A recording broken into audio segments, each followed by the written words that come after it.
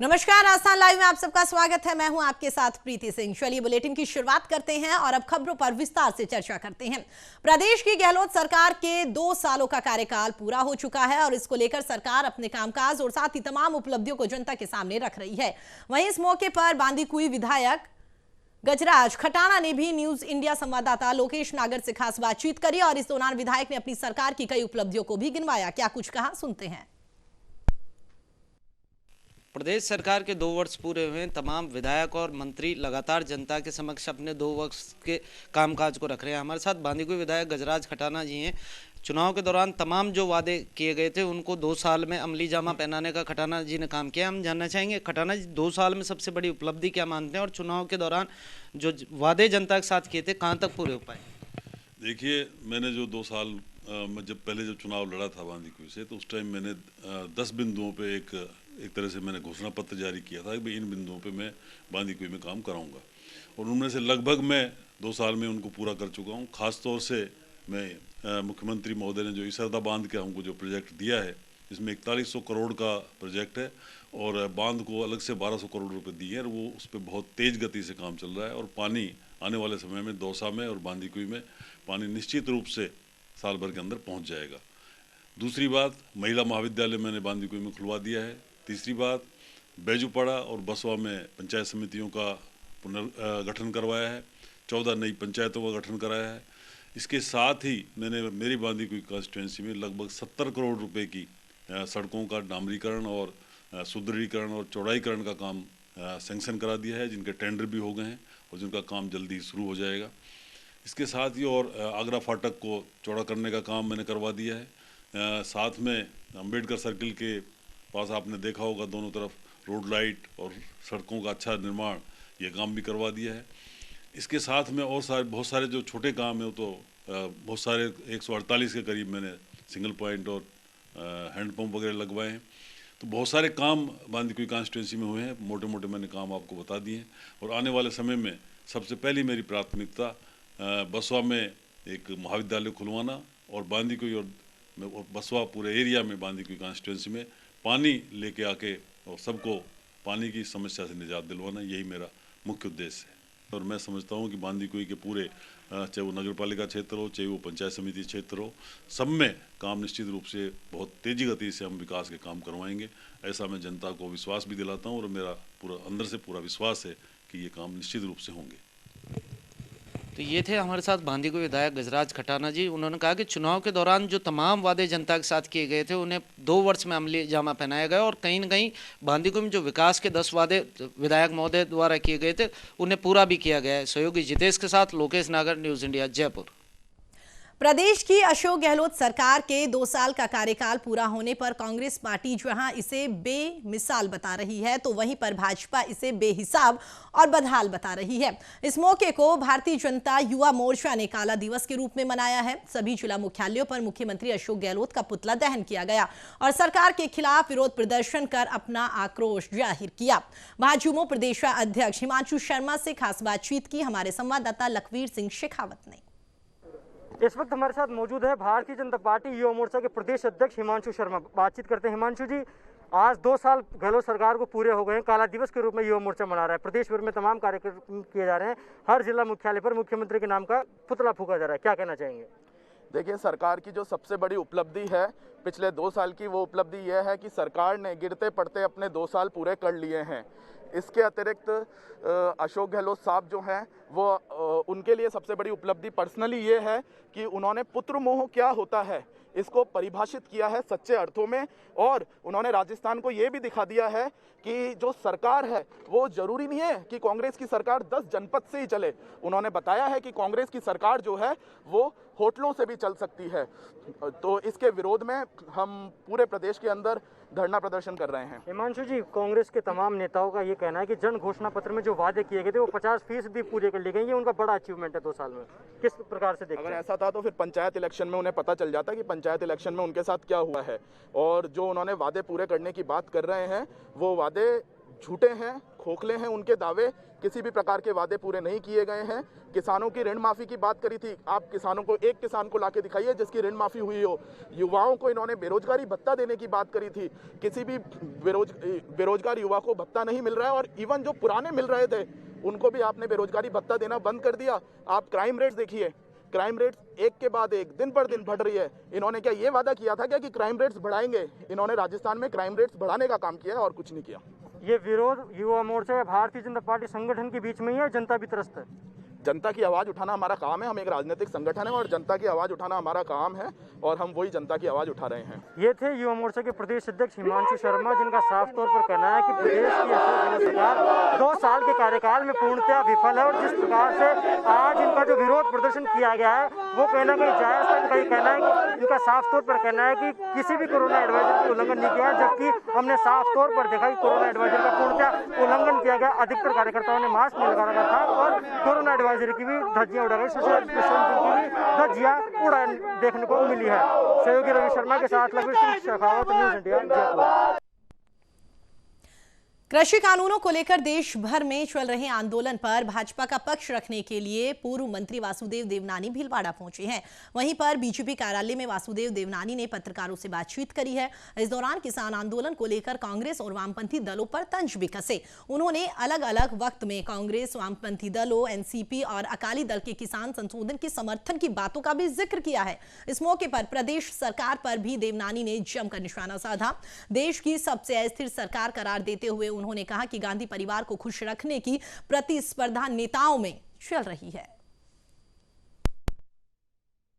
जनता कला से जूझती हुई सरकार, यानी आज 2 ग्रुप से बटी हुई सरकार, न अधिकारी किसी का मान रहे हैं। सचिन पायलट इनके जब से अलग हुआ है, अधिकारियों ने इनका कहना मानना भी छोड़ दिया है। सरकार नाम की कोई चीज है नहीं, सरकार कहीं दिख नहीं रही है। और तो और आज एक स्टेटमेंट में एक बात आप गहराई से आपने पढ़ा होगा कि इन्होंने घोषणा की है कि हमारे 500 वादों में से हमने 250 वादे पूरे किए, यानी खुद ही अपने कॉपी जांच रहे हैं। यानी विद्यार्थी परीक्षा देगा, कॉपियां तो जनता जांचेगी, लेकिन ये खुद ही वहां पे कॉपी जांच रहे हैं। लेकिन खुद भी जांचने के बाद अपने को 50% अंक खुद ने दिए। जोधपुर में उपनेता प्रतिपक्ष राजेंद्र राठौड़ ने कार्यकर्ताओं से मुलाकात करी है और इसके बाद में नेता प्रतिपक्ष राजेंद्र राठौड़ ने मीडिया से बातचीत में कांग्रेस पर हमला बोलते हुए कहा, कांग्रेस ने अपने चुनावी घोषणा पत्र में युवा बेरोजगारों को 3,500 रुपए पेंशन देने का वादा किया था। वहीं इस योजना में राजस्थान के करीब 27 लाख युवा बेरोजगार हैं, लेकिन ये पेंशन योजना कुछ दिन शुरू की गई और उसके बाद में इस योजना को बंद कर दिया गया। साथ ही बुजुर्गों की पेंशन को भी बंद कर दिया गया।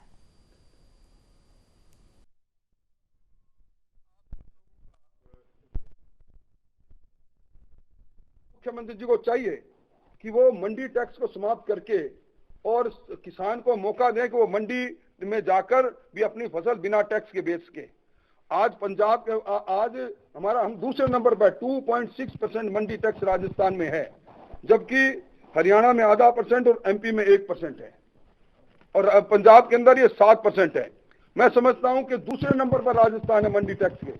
और इसी प्रकार अभी बाजरा में के उत्पादन में राजस्थान सर्वाधिक उत्पादित करता है। एमएसपी पर खरीद की बात लंबे समय से किसान मांग कर रहा है।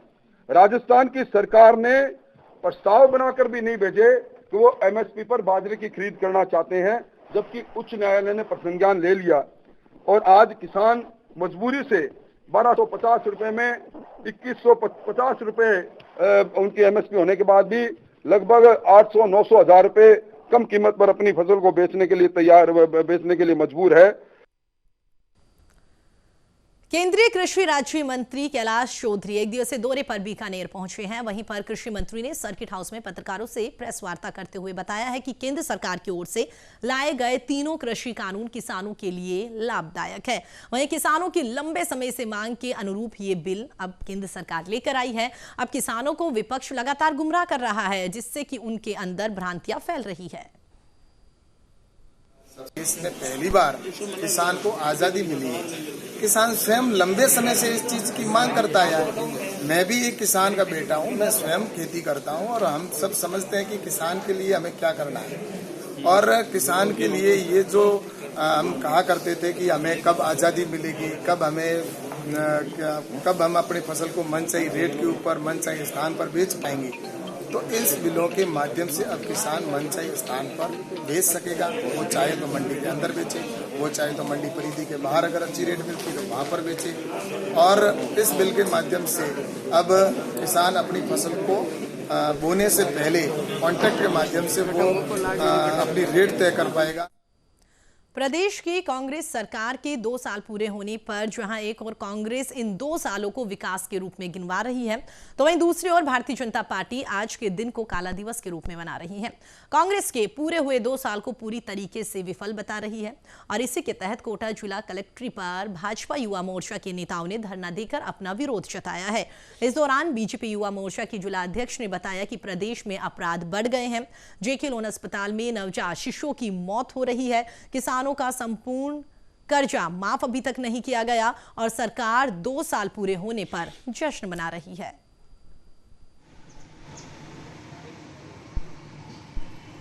इन वादों को लेकर ये सत्ता में आए थे, उनमें से एक भी वादा इन्होंने अभी तक पूरा नहीं किया।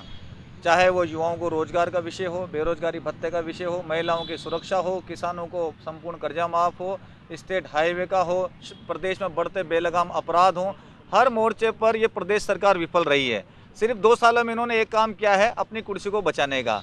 और जब भी जनता को आवश्यकता हुई, चाहे कोविड काल हो, चाहे अन्य कोई विषय हो, इस सरकार ने अपने आप को 5 सितारा होटलों में कैद कर लिया। आज पूरे प्रदेश के अंदर रोष व्याप्त है कि जिन उम्मीदों के साथ हमने जन समर्थन देकर मुख्यमंत्री बनाई थी, सरकार बनाई थी, आज वो अपनी सारी उम्मीदों पर फेल है। और आज उसी के विरोध में पूरे प्रदेश के अंदर पूरे प्रदेश का हर वर्ग इस सरकार को कोस रहा है। उसी के तहत आज हमने भीमराव अंबेडकर जी की मूर्ति के नीचे ये सांकेतिक उपवास रखा है, अपना विरोध दर्ज कराया है। गहलोत सरकार के 2 साल पूरे होने पर राजस्थान पैरा टीचर संघ ने झुंझुनू कलेक्ट्रेट के बाहर घोषणा पत्र की प्रतियां जलाकर काला दिवस के रूप में इसे मनाया है।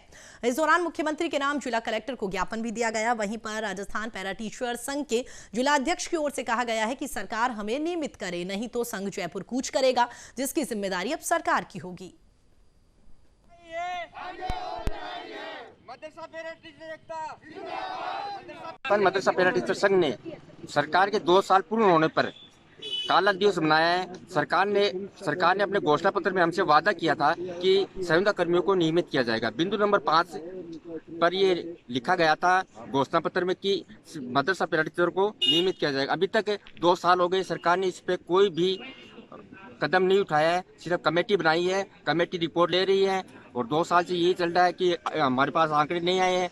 लेकिन सरकार पूर्ण रूप से बेवकूफ़ बना रही है और हमारे से जो वोट वादा किया था, वोट बैंक लेने से पहले तो आपको नियमित करेंगे, तो उसमें हमें पूर्ण रूप से निराशा मिली है। इसलिए हमें सरकार से ये विरोध प्रदर्शन किया, उनकी प्रतिक्रिया जलाई है और आगे हम विधानसभा का जयपुर कूच करेंगे। प्रदेश में कांग्रेस सरकार के 2 साल पूरे होने पर भाजपा युवा मोर्चा की ओर से काला दिवस के रूप में इसे मनाया गया है। इसी कड़ी में दूदू भाजपा युवा मोर्चा की ओर से राज्यपाल के नाम एसडीएम राजेंद्र सिंह शेखावत को ज्ञापन दिया गया और इस दौरान मुख्यमंत्री अशोक गहलोत का पुतला भी दहन किया गया। वहीं पर युवा मोर्चा के कार्यकर्ताओं ने सरकार के विरुद्ध नारेबाजी कर सरकार को उखाड़ फेंकने का आह्वान भी किया।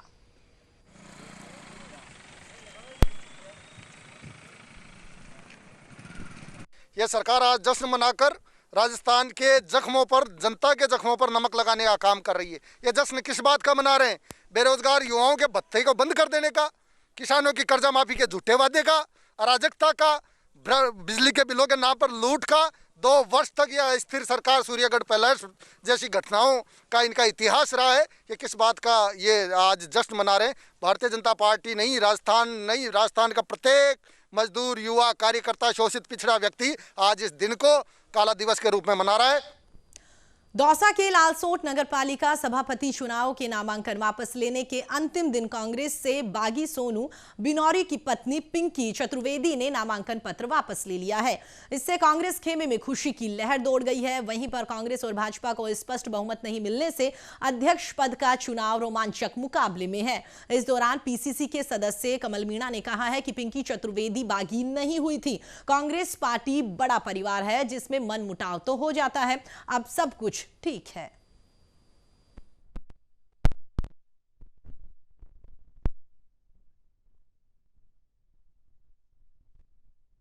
बगावत नहीं कह सकते इसको, परिवार बड़ा परिवार होता है, उसमें आपस में छोटे मोटे मतभेद सबके हो जाते हैं।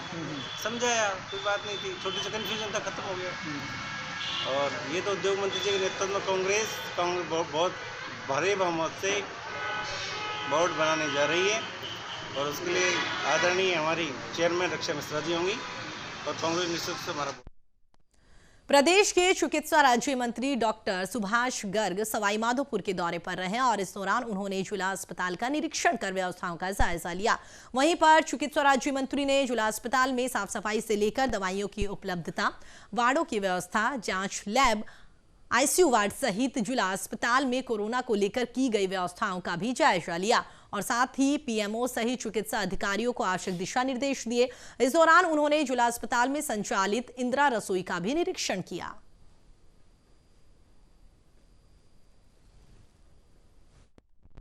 जो चीज़ें मैंने देखी है, जो एक मंत्री होने के नाते जो है वाइल्ड प्रारंभिक तौर पर तो चीज़ों से मेरे को ठीक लगी।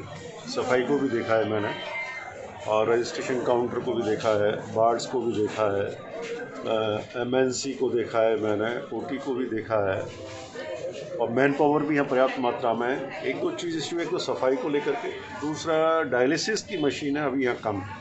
मैंने खुद कहा है पीएमओ साहब को इनको कि भाई 3 मशीनें हैं और मेरा ये मानना है कि कम से कम एक HIV के लिए स्पेसिफिक होनी चाहिए, एक हेपेटाइटिस बी और एक हेपेटाइटिस सी और प्लस कोविड, ये 4 मशीनें और हो जाएं तो मैंने कहा आप डिमांड करिए, MLAs लेड फंड से मिल जाएगा।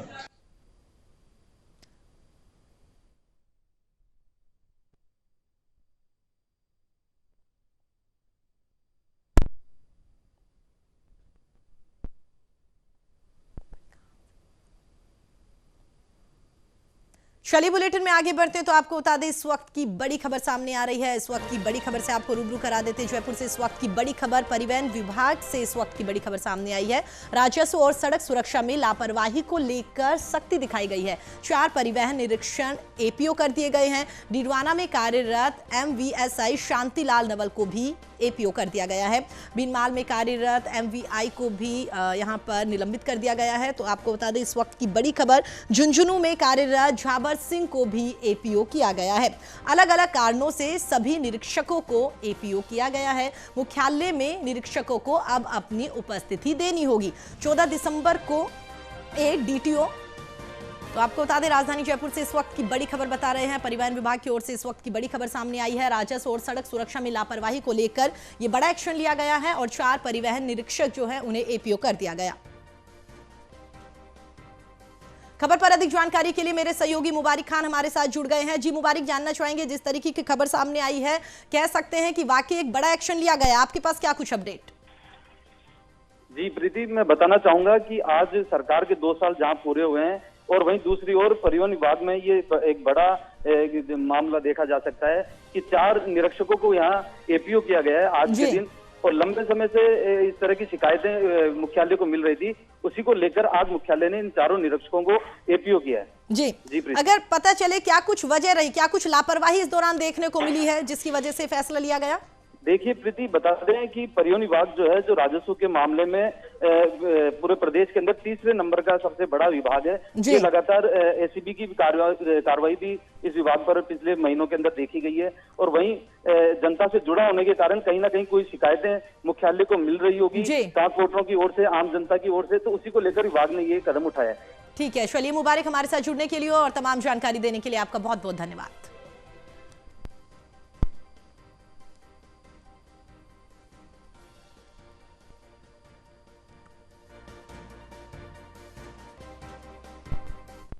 चलिए बुलेटिन में आगे बढ़ते हैं तो आपको बता दें भरतपुर शहर के शास्त्री पार्क में 7 सूत्रीय मांगों को लेकर सरपंच संघ जिला की बैठक आयोजित की गई। बैठक की अध्यक्षता सरपंच संघ के जिला अध्यक्ष मनोज कुमार ने करी है। साथ ही बैठक में राजस्थान सरपंच संघ के प्रदेशाध्यक्ष महंत बाल योगी रूपनाथ मुख्य अतिथि के तौर पर इसमें शामिल हुए। वहीं बैठक में उन्होंने कहा कि सरपंच संघ की ओर से 7 सूत्रीय मांगों को लेकर जिला कलेक्टर नथमल डिडेल को मुख्यमंत्री के नाम ज्ञापन देकर 7 दिन का अल्टीमेटम भी दिया गया है। यदि सरपंच संघ की मांगे पूरी नहीं हुई तो पूरे राजस्थान में धरना प्रदर्शन किए जाएंगे।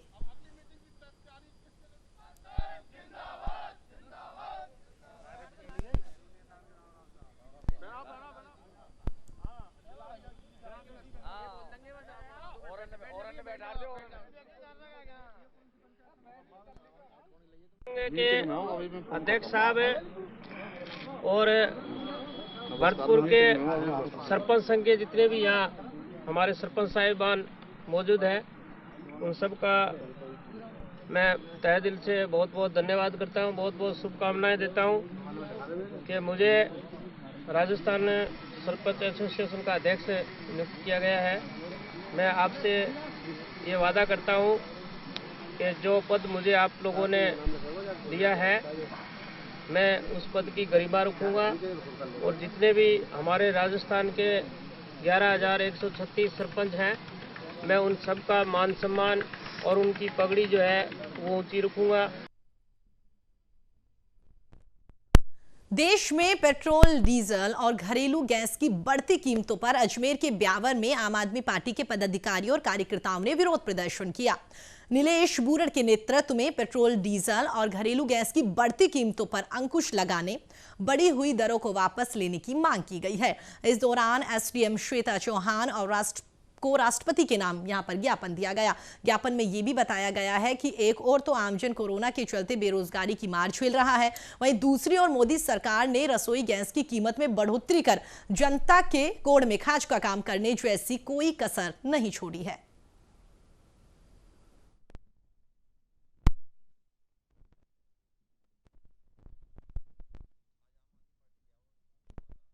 राष्ट्रपति महोदय के नाम एसडीएम महोदय के द्वारा हमने एक ज्ञापन दिया है, जिसमें मांग करी है कि जिस तरह से पेट्रोल, डीजल और गैस को लेकर जो पूरे देश में आग लग रही है और जिस तरह से महंगाई का जो बोझ आम आदमी पे पड़ रहा है, उसको लेकर सभी मौन हैं, अपनी मौन स्वीकृति दे रहे हैं। यह बहुत गलत है। हमने मांग करी है कि जिस तरह से आपने सब्सिडी बंद कर दी है और अभी 15 दिन में 100 रुपये रेट बढ़ा दी है, ये क्या दर्शाना चाहते हैं?